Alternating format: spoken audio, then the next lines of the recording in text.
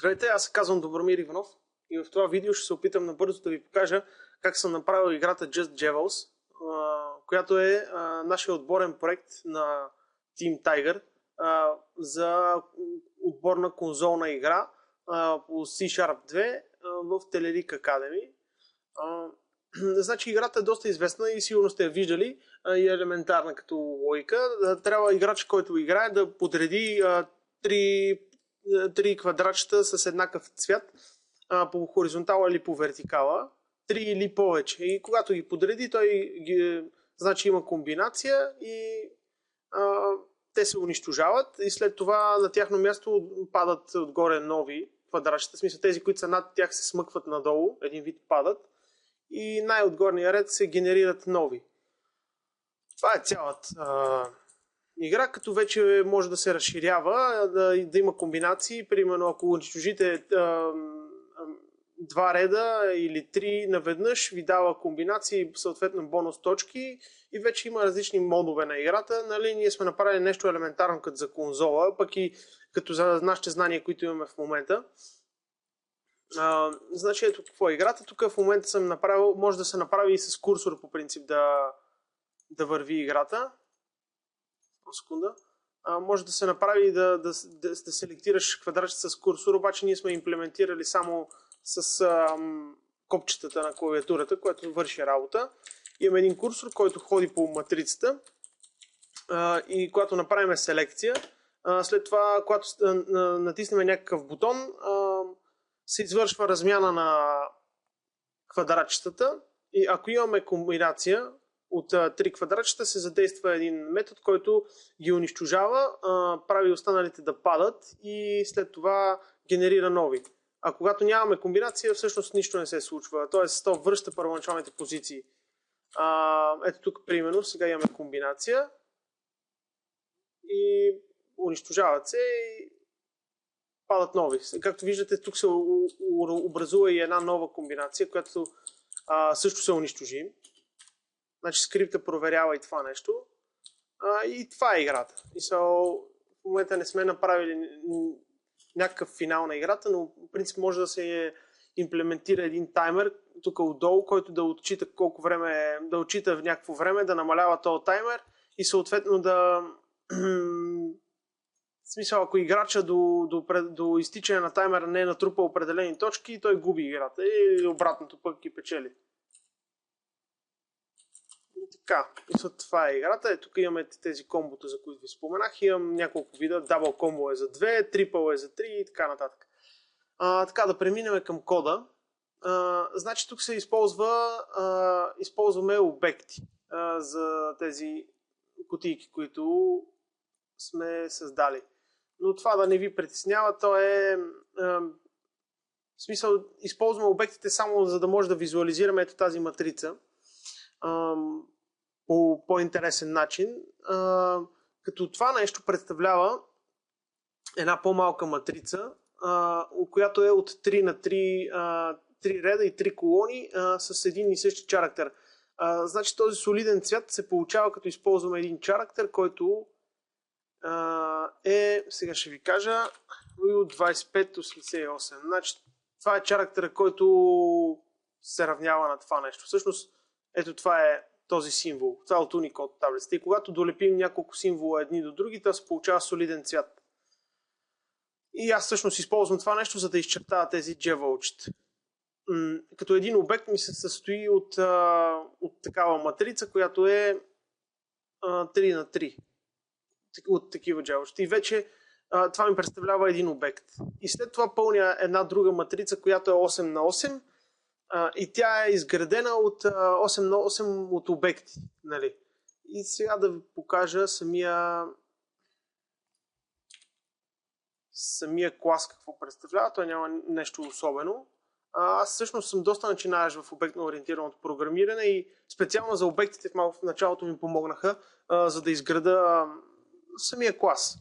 Значи тук имаме координати координати на джевълчето, като тези координати са ето тук горния ляв край. X, Y.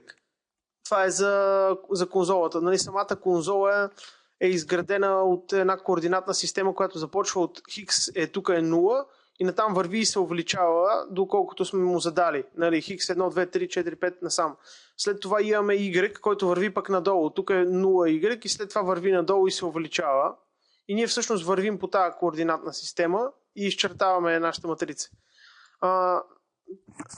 Това е тук конструктора, който ни създава първоначалните стойности на всяко едно квадратче, като вече квадратчето има само много малко полета. Едното е хикс, другото е y, а след това имаме цвят, нали? И имаме две състояния на квадратчето. Едното е когато квадратчето е селектирано. Т.е. когато натиснем Space, в момента както съм го натиснал, се активира тази булева променлива и Selected, става на True и програмата знае, играта знае, че имаме селектирано квадратче. След това имаме още едно състояние, което се казва Cursor Position. С него следиме дали в момента този джевел на тази позиция при него той трябва да бъде курсора. Ако тази Cursor Position е true, значи трябва да изчертаем тези скоби отстрани, които са. Тук си създаваме тези променливи, които са пак вече по този начин просто се създава. Нали? Това е конструктора, тук вече са другите полета. Имаме една матрица, която е с символи, която всъщност ни са тези. Това е тази матрица 3 на 3, за която ви споменах. Този метод initbox ни пълни тази матрица, малката. Тоест, ние имаме с initbox просто въртим един двоен цикъл, който пълни матрицата с подаден символ. Тук съм го направил да е с символ, който ние определиме, защото имаме един трик, който е за изчезване и понякога може да искаме този символ да не е това квадратче, нали, а да е някакъв друг. И затова в момента, ето като виждате този fade ефект, нали, е това изчезване, това се постига там с смяна на символа. Т.е. използваме един друг символ, който е като такава леко прозрачна решетка. И така, това прави този метод. Другия метод, който е на класа, те са само два. Другия е drawbox, който всъщност извършва изчертаването на квадратчето. Той какво прави? Първоначално задава цвета на изчертаването ни в момента да бъде равен на цвета на класа. Тоест ние първоначално знаем всеки един обект с какъв цвят е и затова в момента тук преди да изчертаем му казваме, виж сега това е този цвят, трябва да използваш. Той използвай си твоя си цвят, нали? И след това, ето това е пак с двоен цикъл, се извършва самото изчертаване, като тук взимаме нанасяме, използваме set cursor position, като въвеждаме хикс, y координатите на обекта и съответно на хикс и y печатиме символа, който е от тая матрица. И това нещо всъщност ни печати. И печати ни самото квадратче. Така, следващото нещо е тук вече проверката за двете състояния. Значи, това е малко такова хардкодното тук решението, обаче върши работа. Тук малко съм ги разминил. Значи, когато флага isSelected за всяко едно квадратче е дигнат, ние знаем, че този обект е селектиран. И когато той е селектиран тук на True, му казваме, направи цвета бял и принтирай тези скоби такива допълнителни. Ето тук и тук. На определени координати. Значи този символ, нали, го принтирай на тия координати. Хикс плюс 3 всъщност се явява, ако хикс ни е тук, плюс 3 е 1, 2, 3. Тоест тук да принтира, тук и тук. И съответно вече имаме за хикс минус 1, което ще е тук и тук. Нали? И това цялото нещо това прави.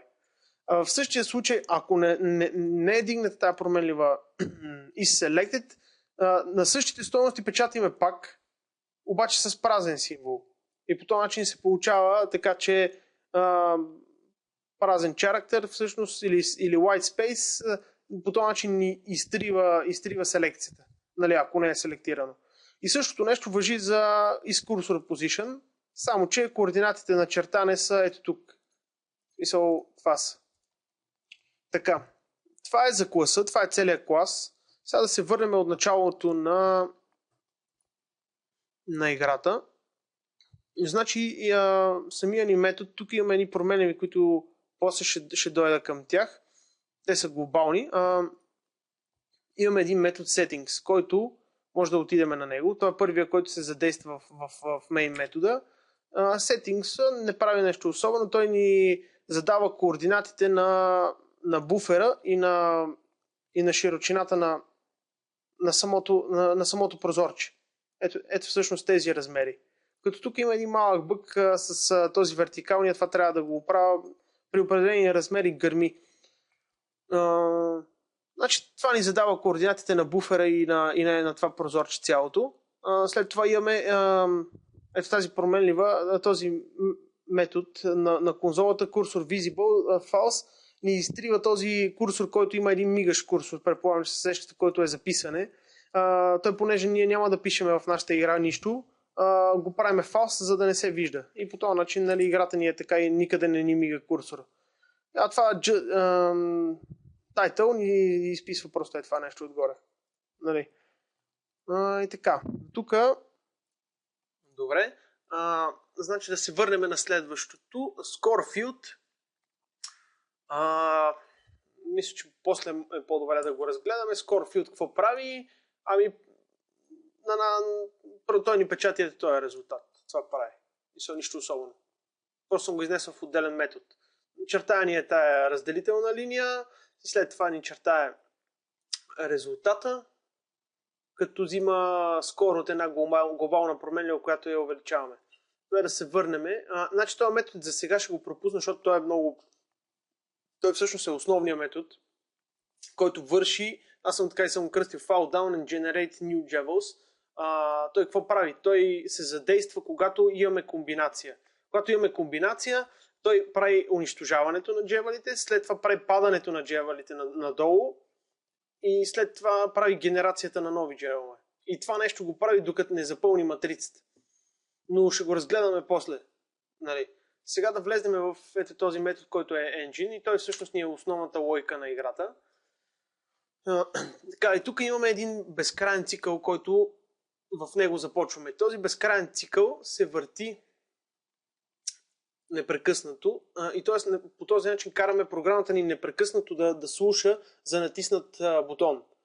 Затова веднага след като сме влезнали в този безкрайен while цикъл, проверяваме с if console key available дали е натиснат някакъв бутон. И ако е натиснат някакъв бутон, вече изпълняваме съответните действия. Това нещо, което е тук console key и info key preset е един... това е един код, който винаги се вкарва, за да не ви се бъгва, когато натиснете много пъти е така наляво, да не запаметява действията, защото по този начин ще ви забие. Ако задържите сега надясно, тук ще ви забие и няма да мога да връщате надясно. Това е просто този код. Сега влизаме веднага в следващия if, който тук имаме една поредица от 5 if-а, които ни проверяват различните бутони, които натискаме. Ние с кои бутони играем? Ние имаме всичките стрелки и спейсбара. И съответно започваме от left arrow, като този код вътре, който се изпълнява при бутоните, абсолютно един и същи copy-paste е за всеки един бутон. С малка разлика, нали, само за координатите. Значи, ако имаме натиснат left arrow, т.е. левия бутон на клавиатурата, проверяваме дали сме на последния ред. И ако не сме на последния ред, тогава намаляваме хикса с единица. И това ще направи нашия курсор да се измести с едно насам. Тоест, ние натискаме и той се измества насам. Нали? Но това за сега променя само координатите. Като имаме две променливи курсор X и курсор Y, които ни определят къде в момента ни се намира курсора. И ние на Хикса го връщаме назад. Тоест, когато вадиме от Хикс, той идва насам. Следователно, след това правиме една проверка вече дали е дигнат флага, имаме селекция. А този флаг го задаваме на едно друго място. В смисъл, когато имаме флаг, виж сега имаш селекция, нали, да се задейства определен код. Тоест, когато сме направили селекция, ние какво трябва да направим? Трябва да разменим двете квадратчета и веднага след това да проверим дали вече потребителя или играча е създал нова последователност. Затова ние задействаме този метод, който е swap, който прави размяната. После ще го разгледаме него. И веднага след като сме направили размяната, влизаме в следващия if, който ни проверява, понеже аз записвам комбинациите в една булева матрица. С ето този метод find boxes to remove, ние взимаме тази булева матрица и в нея попълваме стойностите за квадратчета, които трябва да са унищожени или които са унищожени. И ние тук му вкарваме му полето, playfield е цялото ни поле игрално, вкарваме го в този метод find boxes for remove и то ни изкарва булева матрица, която има true на местата, на които сме унищожили, трябва да унищожим джемчета. И веднага след това проверяваме дали пък тази матрица булевата е празна или е пълна. И ако е празна, т.е. ние не сме унищожили нищо, правиме обратна размяна. Т.е. даже задействаме абсолютно същия метод, го задействаме като отгоре и по този начин квадратчетата връщат отново позицията си. Като тук вече може да се направи една лека анимация, защото потребителя не винаги разбира. В смисъл не може да разбере, че е станало нещо. Реално сега в момента потребителя, ако нямаш комбинация, все едно, че нищо не е станало. Така го вижда. Той понеже става много бързо и няма анимация. Ако обаче имаме вече създадена нова комбинация, нали, т.е. играча е направил комбинация от примерно 3 символа, ето тук както е, нали, ни се задействат ето този код отдолу, който ето тия два реда ни премахват, те не са нещо особено, те премахват ни ето този курсор. Защото когато става размяната и унищожаването, ние не искаме да имаме курсор. И тук вече идва този метод, който е fall down and generate new jevels. Ако искате да влезна в него да го разгледаме, дайте набързо слапа да го видим. Значи слапа какво прави? То е нищо особено. Значи имаме размяна първоначално на координатите на обект. Тоест, ние подаваме първото квадратче и второто квадратче и подаваме и матрицата. Нали? И на първото и на второто квадратче им разменяме хикса и y. Нали? След това махаме селекцията, защото вече нито едно от двете квадратчета не искаме да е селектирано. Казваме също, че и selection exist е на false, а между другото за selection exist не ви казах откъде се слага.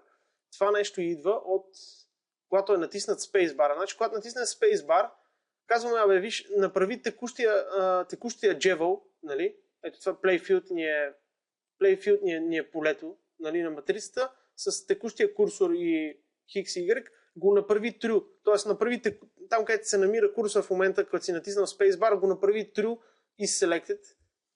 И в същото време дигаме ето този флаг selection exist. Тоест, казваме на програмата, че съществува селекция. И тук да се върнем на swap. Значи, по този начин влизахме там в този if, където ви показах преди малко. Тук вече махаме, че селекцията вече не съществува. Нали? Махаме и това, че нито един от двата бокса не е селектиран и ги пречертаваме и двата. Т.е. първия и втория ги изчертаваме наново. Нали? И вече след това правиме и реална размяна в тази матрица, която е 8 на 8. Тоест, ние нали, първо им сменяме координатите, сменяме това и това. Нали? Обаче ние след това трябва и в цялата матрица да сменим този обект с този обект, за да стане реално размяната. И това нещо ни прави слапа. Така да се върна нагоре към ето този метод, който е fall down and generate new jevels. Отиваме на него и той всъщност ни е по-основният метод, който прави повечето работа. Значи тук имаме веднага инициираме една променлива boxes to remove. Това е булева матрица, която ни съдържа стойности true и false, като true са тези позиции, които трябва да унищожим на квадратчетата. И това нещо се генерира от find boxes for remove от този метод, който взима игралното поле, тази матрица 8 на 8, и вътре в него я попълва една друга булева матрица, която тази булева матрица съдържа всички квадратчета, които трябва да унищожим. И тук какво се прави? Значи това няма да го обяснявам цялото, защото това е между другото втора задача от многомерни масиви, ако сте я решавали. Тази задача всъщност намира най-дълга редица с повтарящи се елементи. Това прави. Като тук аз ги сравнявам на база цвят, нали? И изкарвам най-дългата редица. Изкарвам тая редица и след това я попълвам ето тук попълвам булевата матрица и вече това нещо го завъртам няколко пъти. Не намирам само веднъж булевата матрица, ами аз я намирам веднъж най-дългата редица и след като съм я намерил, я изключвам от проверката и върта отново цикъл, защото може да имаме няколко комбинации. В смисъл, ние може да имаме 3-4 най-дълги редици. И това нещо го въртиме, докато не стигнем поредицата ни не стане по-малка от 3 символа. Защото ние пак може да имаме поредица от еднакви елементи, но тя да е от 2 и това на нас не ни върши работа. Така, това нещо това прави. Сега само да се върна на секунда. Така, тук бяхме. Така, и вече имаме тая матрица. Матрица с булева, която ни казва кои джевелчета трябва да унищожим при следващото действие.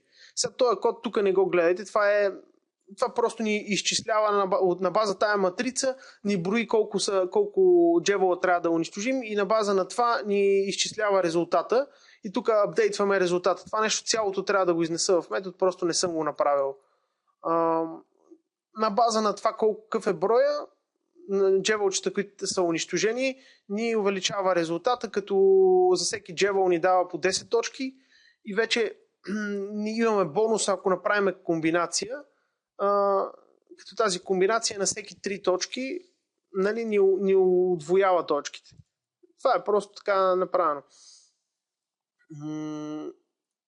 Ето този метод Display Combo ни изкарва ето този текст тук отдолу. В зависимост от това бонуса на колко се равнява, имаме един switch там. Даже може да и да. Ето тук ни изкарва този текст. В смисъл не е нещо, кой знае какво. Така, да видим сега тук. След това имаме един метод Destroy Jevels, който е чисто като ефект. На него му подаваме матрицата Playfield, което е игралното поле. Нали? Цялото игрално поле и му даваме матрицата, булевата, която е списъка с всички неща, които трябва да унищожим. И той всъщност какво прави? Destroy Jevels ни унищожава матрицата, като тук вече е този ефект. Той не унищожава нищо всъщност, ами просто прави тези квадратчета, които трябва да се унищожат, ги прави черни. И тук всъщност е този ефект, който ви го показах, този лекия фейт ефект. Само сега пак да го стартираме. Ето тук като направя комбинация и става този ефекта на изчезване. Това е, значи първоначално задаваме, ето, сменяме му чарактера, това е един dark shade, нали, и го пречертаваме. След това сменяме чарактера да бъде на един среден и пак го пречертаваме, като има и thread sleep. В смисъл това, thread sleep забавя леко пречертаването, за да има тази анимация. След това пак го пречертаваме с трети вид решетка, нали, и пак го пречертаваме и накрая вече задаваме цвета да стане черен, нали, и връщаме пак стойностите. И по този начин ние го правим черно, това нещо, което сме го унищожили, а не то реално не изчезва, то седи там, просто е черно. Ето сега, виждате, цак и става черно. Така, да се върна. Само секунда. Значи след като сме унищожили джевелчетата, задействаме един друг wild цикъл.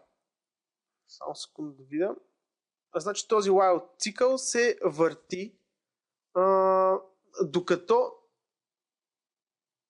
докато игралното поле не е запълнено. Тоест, тук понеже имаме знак за отрицание, а този метод ни проверява дали игралното поле е пълно. В смисъл, ние може даже да не го гледаме.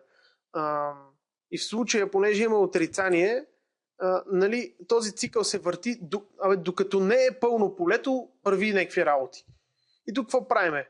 Тук въртиме един цикъл, който върви по всички редове и колони, само че отдолу нагоре.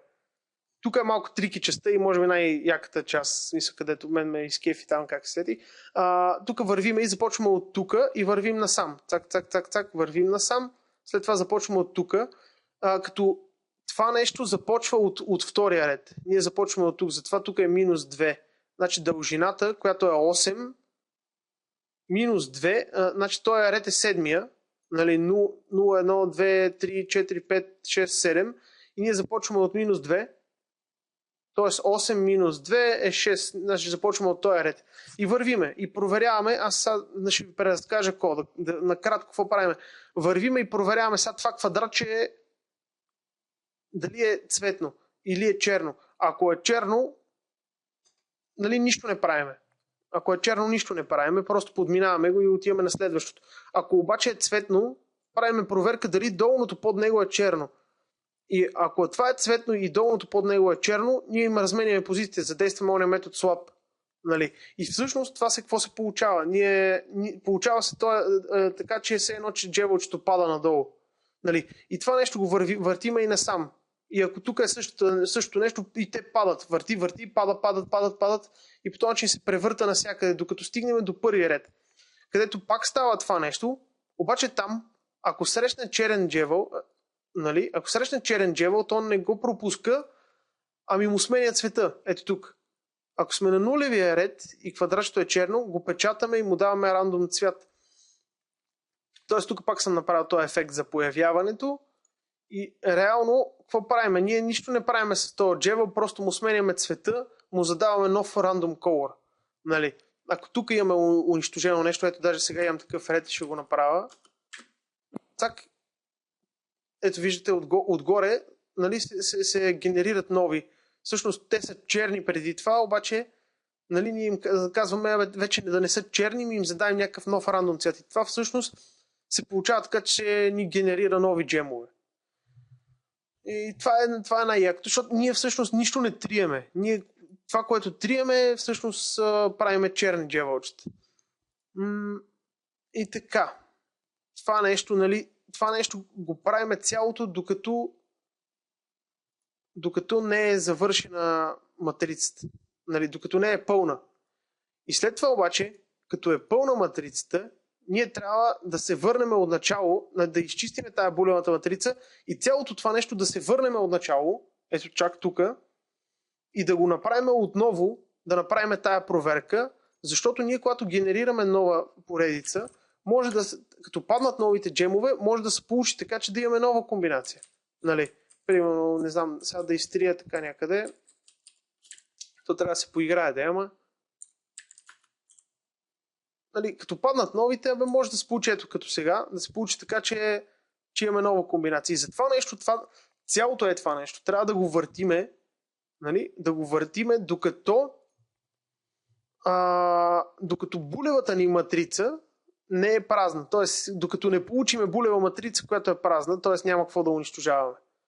И този метод, който всъщност е void и той това прави, като го задействаме, той се върти този метод, докато не се получи матрица, която нали, няма нищо за унищожаване вече. И всъщност тогава вече пуска и позволява на играча да играе отново.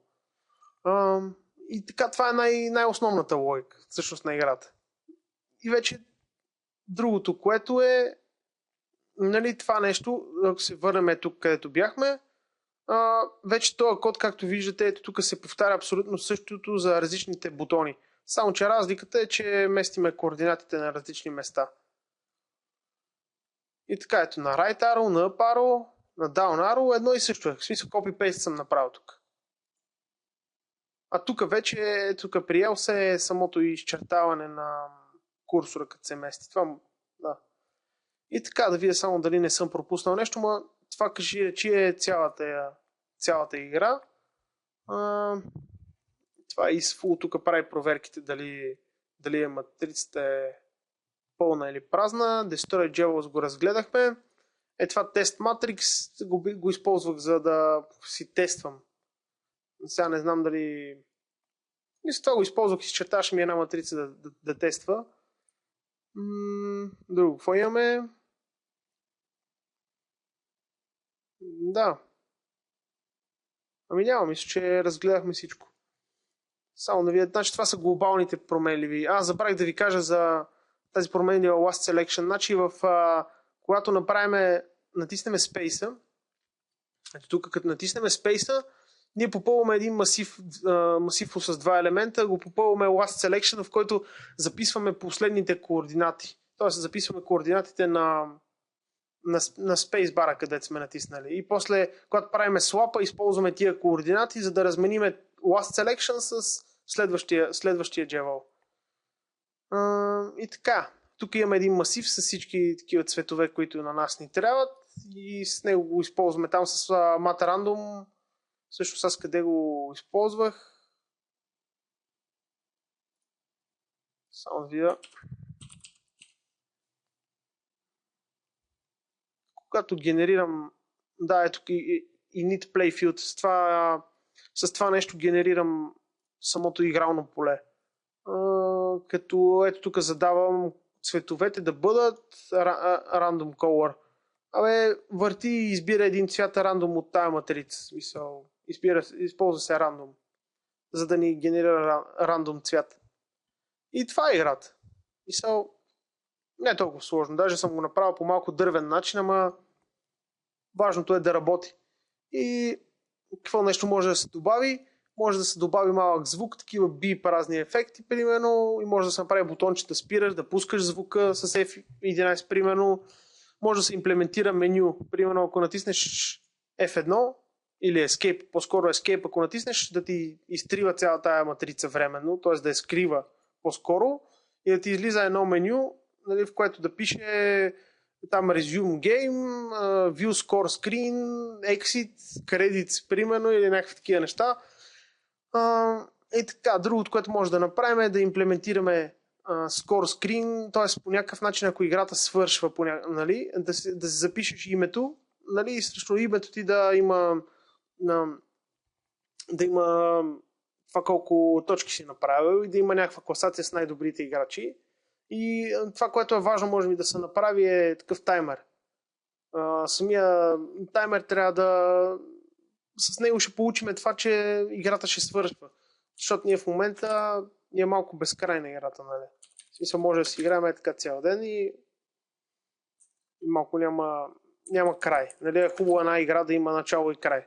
Ама това е за сега. Общо това е. Ако има някакви въпроси, пишете в коментари в блога или може на скайпа да ми пишете. Ето тук се вижда скайпа и така. Добре, това е.